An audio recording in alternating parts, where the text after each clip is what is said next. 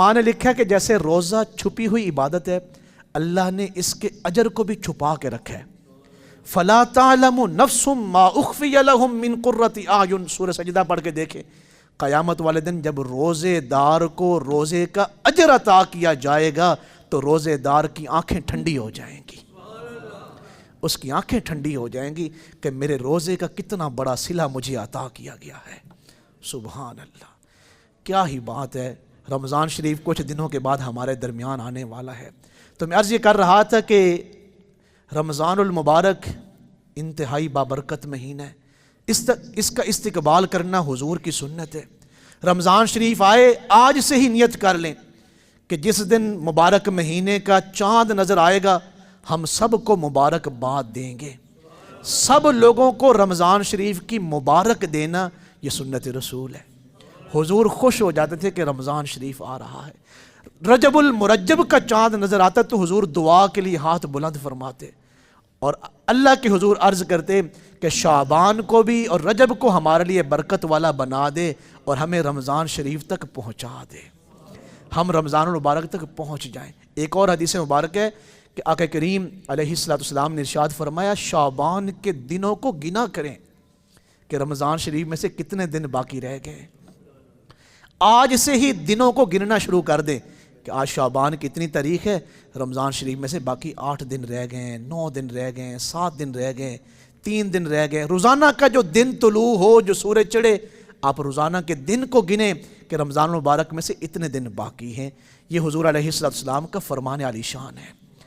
اور میں آپ کو ایک ایمان افروز بات بتاؤں، 30 روزے، حالانکہ ہم سے پہلے بھی جو امتیں آئی ہیں اللہ تعالیٰ نے ان کو روزے عطا کیے ہیں، جو قرآن مجید کی میں نے آیت مبارکہ پڑھی ہے سورہ بقرہ میں سے، یا ایھا الذین آمنوا کتب علیکم الصیام کما کتب علی الذین من قبلکم۔ کبھی خود پہ غور کرے اور اللہ کے حضور شکر گزار ہوں کہ آپ کتنی عظیم امت ہے۔ کسی امت کو بھی پورا مہینہ لگاتار روزوں کا عطا نہیں کیا گیا، صرف اس امت کو 30 روزے عطا کیے گئے، باقی امتوں کو تھوڑے تھوڑے روزے عطا کیے گئے،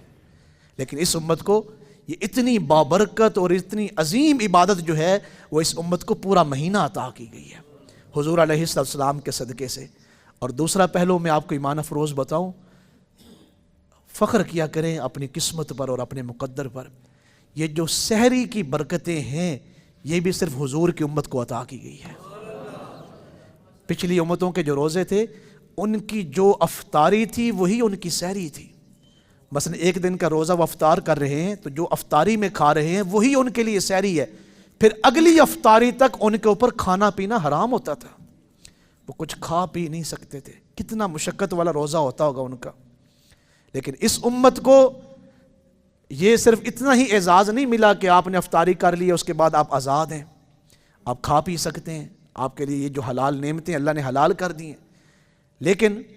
صرف اتنا ہی نہیں کرم ہوا بلکہ سحری کو سنت قرار دیا گیا،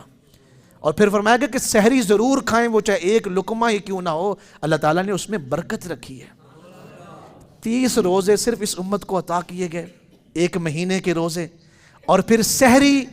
صرف اس امت کو عطا کی گئی۔ پچھلی امتوں میں صرف جو ہے جو ان کی افطاری ہوتی تھی وہی سحری ہوتی تھی۔ اور ایک بڑا ایمان افروز پہلو آپ کے بتاؤں، آقا کریم علیہ السلام کی ذات اقدس کی وجہ سے ہمارے اوپر کتنے بڑے بڑے کرم ہوئے۔ پچھلی امتوں میں اگر کسی پر غسل فرض ہوتا تو اسے 7 مرتبہ غسل کرنا پڑتا۔ ماشاءاللہ، جو لوگ سو رہے تھے ان کی بھی آنکھیں کھلی ہیں۔ جس دور میں ہیٹر نہیں تھے اور گیزر نہیں تھے اور پانی کو گرم کرنے کے کوئی اتنے آسان ذرائع نہیں تھے، پچھلی امتوں میں اگر کسی کو احتلام ہوتا یا غسل جنابت کسی کے اوپر فرض ہوتا اسے 7 مرتبہ غسل کرنا پڑتا، اور اس امت کو بس 1 مرتبہ غسل کر لیں، آپ کا غسل بھی ہو گیا اور آپ کا وضو بھی ہو گیا۔ یہ کن کی وجہ سے کرم ہے؟ آقا کریم علیہ السلام کی وجہ سے۔ 30 روزے بھی حضور کی امت کو عطا کیے گئے، سحری کی برکتیں بھی اس امت کو عطا کی گئیں، اور غسل جو ہے وہ صرف 1 مرتبہ غسل کر لیں یہ بھی حضور کی امت کو عطا کیا گیا۔ اور کتنی ڈھیر ساری اعزازات ہیں جو دامن وقت میں گنجائش نہیں کہ وہ میں آپ کو گنواؤں تو آپ کا ایمان تازہ ہو جائے۔ تو رمضان المبارک کی آمد ہے، ابھی آنے والا جو جمعہ شریف ہے وہ رمضان شریف کا جمعہ نہیں، اس سے آگے والا جو جمعہ ہے اتوار کو امید کی جا رہی ہے کہ اتوار کو پہلا روزہ ہوگا، لیکن آگے جو آنے والا جمعہ ہے اس میں ایک بڑا خاص ایک پہلو ضرورت تھی ہمارے معاشرے کی، وہ اس موضوع کے اوپر میں نے بات کرنی ہے کہ ہم رمضان شریف میں اس پہلو سے کافی دور ہوتے جا رہے ہیں، تو اس لیے اس جمعہ شریف میں شاید رمضان شریف کے حوالے سے عرض نہ کر سکوں، تو اس لیے پہلے عرض کر رہا ہوں کہ رمضان المبارک کی تیاری کریں، رمضان المبارک کا استقبال کریں، رمضان المبارک کی فکر کریں۔ ممکن ہے کہ یہ جو گھڑیاں یہ رمضان شریف آپ کو حاصل ہو، یہاں میں اپنی مسجد میں اور ان صفوں میں بڑے عظیم عظیم لوگ پچھلے سال رمضان شریف کے اور شعبان المعظم کے ان دنوں میں یہاں بیٹھے ہوئے تھے، آج نہیں بیٹھے ہوئے، ممکن ہے کہ اگلے سال ہم میں سے بھی کوئی موجود نہ ہو، تو اس لیے آج سے آپ کمر بستہ ہو جائیں،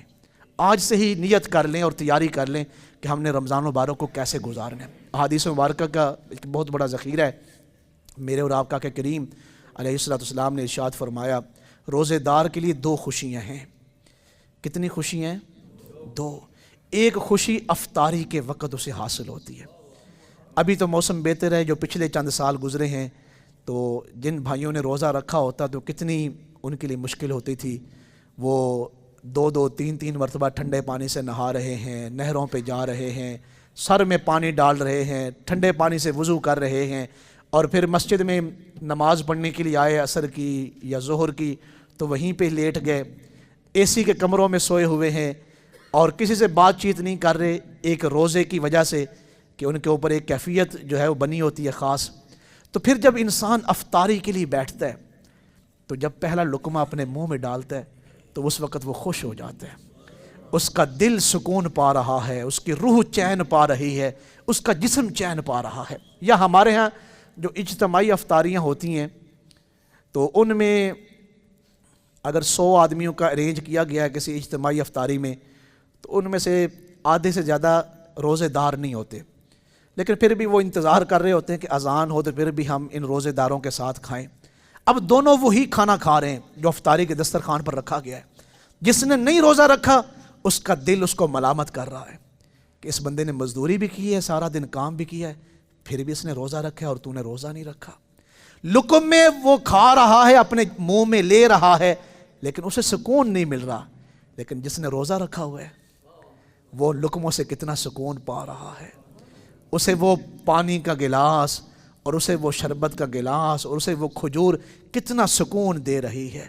حالانکہ ہم عام دنوں میں جو کھانے کھاتے ہیں تو اس سے وہ راحت ہمیں حاصل نہیں ہوتی جو راحت انسان کو افطاری کے وقت حاصل ہوتی ہے۔ تو حضور نے کیا ارشاد فرمایا کہ روزے دار کے لیے دو خوشیاں ہیں، ایک افطاری کے وقت جب وہ روزہ افطار کرتا ہے اسے حاصل ہوتی ہے، اگلی ذرا دھیان سے سنیں، حضور علیہ السلام نے ارشاد فرمایا دوسری خوشی اس کے لیے قیامت کے دن اسے حاصل ہوگی کہ اللہ تعالیٰ تمام لوگوں کو دیدار عام کروائے گا، لیکن روزے دار کو اللہ دیدار خاص فرمائے گا۔ ایک لمحے کے لیے ذرا اس جملے کا مزہ تو لیں، اس حدیث مبارکہ کا مزہ تو لیں۔ اللہ روزے دار کو اپنے حضور بلائے اور پھر اپنا حجاب ہٹا کے روزے دار کو اپنا دیدار کروائے تو اس وقت بندے کی کیفیت کیا ہوگی کہ جب وہ اپنے مالک کو، اپنے خالق کو، اپنے رب کو اپنی آنکھوں سے دیکھ رہا ہو۔ یہ وہ اجر ہیں جو حضور کی امت کو عطا کیے گئے ہیں، یہ وہ اللہ کی نعمتیں ہیں، یہ جو اللہ کے کرم ہیں جو صرف حضور علیہ السلام کی امت کو عطا کیے گئے۔ روزہ دار کے لیے دو خوشیاں ہیں، ایک افطاری کے وقت اور ایک قیامت کے دن جب اللہ تعالیٰ کا خاص دیدار حاصل فرمائے گا، اسے دیدار خاص ہوگا۔ تو اس لیے رمضان المبارک میں